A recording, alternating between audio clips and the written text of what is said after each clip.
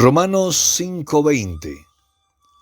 Pero la ley se introdujo para que el pecado abundase, mas cuando el pecado abundó, sobreabundó la gracia.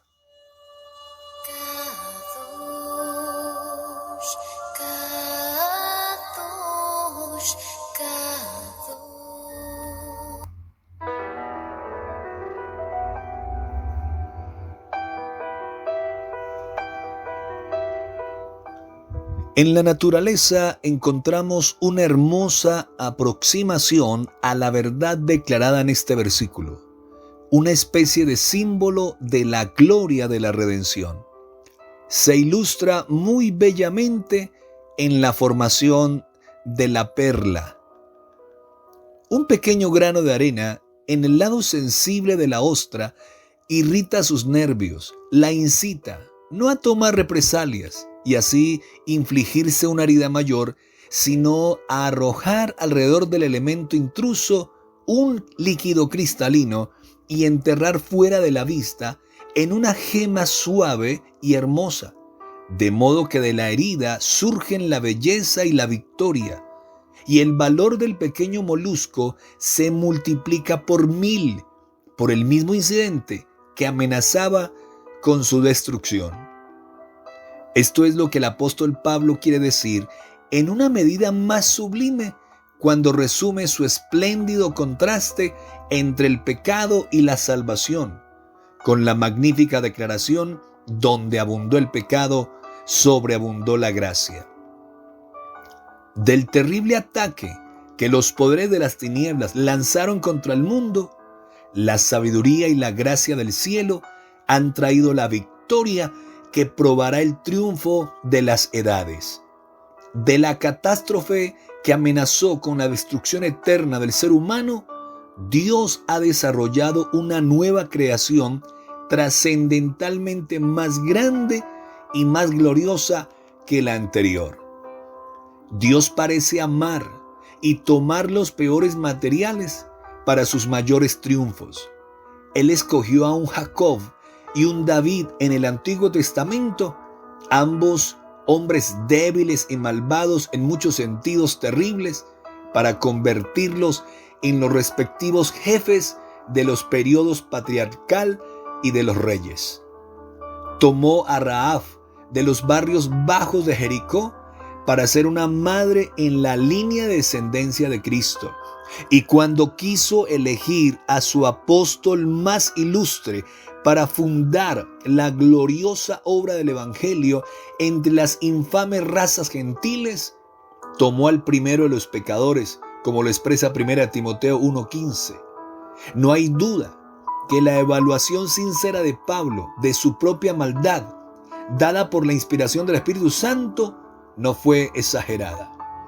No satisfecho con insultar el nombre de Jesús y ser cómplice de los asesinos de Esteban, fiel mártir, se dedicó a exterminar a los seguidores de Cristo, y con un diabólico exceso de crueldad temía no destruir sus almas ni sus cuerpos, cometiendo los crímenes más terribles y obligándolos a blasfemar el nombre de aquel en quien creían. Debía haber sabido muy bien lo terrible de los crímenes que les exigía, y aunque pudieran estar equivocados en su fe, sin embargo, pecar con su conciencia, contra su conciencia, profanando el nombre de Cristo, era para ellos el colmo de la impiedad. Y sin embargo, Él, el primero de los pecadores, dice que obtuvo misericordia con este mismo propósito, para que pudiera llegar a ser ejemplo de los que habrían de creer en Cristo para vida eterna, como lo expresa 1 Timoteo 1:16. Y esto no significa simplemente que Dios salvará a los más culpables, sino que se complacerá especialmente en hacer más de sus vidas redimidas solo por su maldad anterior. Y así Pablo puede decir en 1 Timoteo 1:13 y 14, aún habiendo sido yo antes blasfemo, perseguidor y agresor, la gracia de nuestro Señor fue más que abundante conmigo, con la fe y el amor que se hallan en Cristo Jesús. Donde abundó el pecado, sobreabundó la gracia. No solo para perdonar el pecado, sino para hacer del pecador un vaso de las riquezas de la gracia y el amor divinos.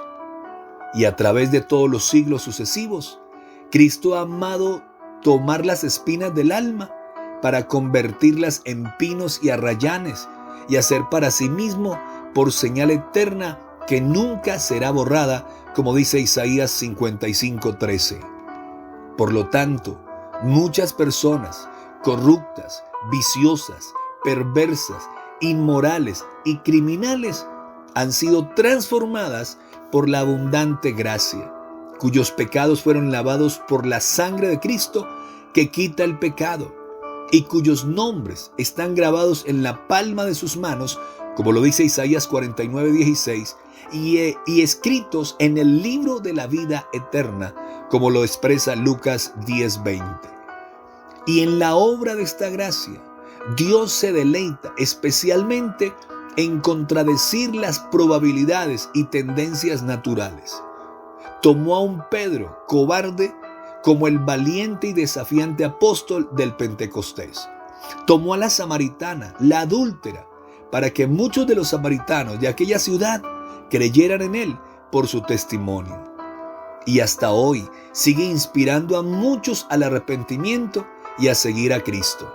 Así, la misma vida que el pecador ha vivido al servicio de Satanás se convierte en una oportunidad para una mayor utilidad, ya que está habilitado para llegar a clases a las que los morales y respetables ni siquiera pueden tener acceso. Cristo puede hacer que las cosas más débiles en ti sean las más fuertes. Las peores cosas en ti sean las ocasiones para la gracia que engrandece en ti las mejores y más divinas cualidades de la vida cristiana. Recibe de Cristo y con toda confianza de su plenitud, gracia sobre gracia, como lo expresa Juan 1:16. Entonces entrarás con todas las banderas ondeando y un sinnúmero de ángeles esperando para darte la bienvenida ministrada abundantemente para ti en el reino eterno de nuestro Señor y Salvador Jesucristo. Mientras los ángeles, maravillados, miran hacia el pasado y contemplando con asombro tu gloria presente, a una sola voz dirán: donde abundó el pecado, sobreabundó la gracia.